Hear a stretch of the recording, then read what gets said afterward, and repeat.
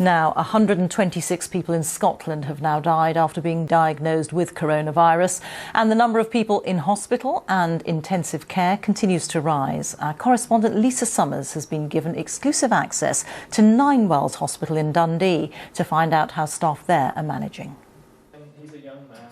The seriously ill are cared for here. Staff work round the clock as numbers of COVID-19 patients in high dependency rise. There have been deaths in this hospital, but many are on the mend, like 73-year-old Thomas Maxfield. How have you been treated? Oh, very well. Very well. The staff can't do enough for them. So this is where we've been assessing patients, and I'll take you through to show you what we do. Our doctors and nurses put on PPE, and that's a surgical face mask, one of the plastic pinnies, and wear gloves, and they go in to do all the assessments, including the swabs. They take off all the PPE inside the rooms and clean and wash hands, and they come back out into this area which is kept clean. In this corridor, although COVID positive patients have been through, it's a safe area. We're more than 2 metres away from anyone, so we can walk around without any PPE on very safely. Staff on the COVID wards are busy, but not overwhelmed.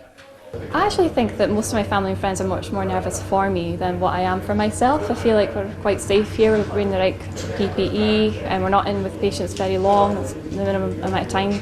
In terms of my day-to-day working life here, I don't really have any anxieties about my safety and the way that the senior team have been running things. It all seems very under control to me. Once we get to this point, the risk of COVID increases because we have COVID positive patients through here, and we'll go through now to show you what kind of precautions we take. Just a few weeks ago, this was an orthopaedic ward. Now it belongs to COVID patients. You have to remember that this is a brand new virus that we as humans have not come across before, so we have no immunity to it. Another thing we do know is that there's regionality to the infection rates.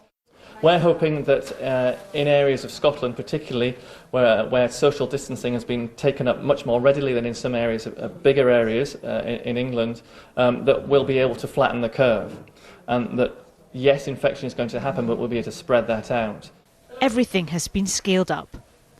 This hospital had 8 intensive care beds. Now they have 19, and contingency plans for 50.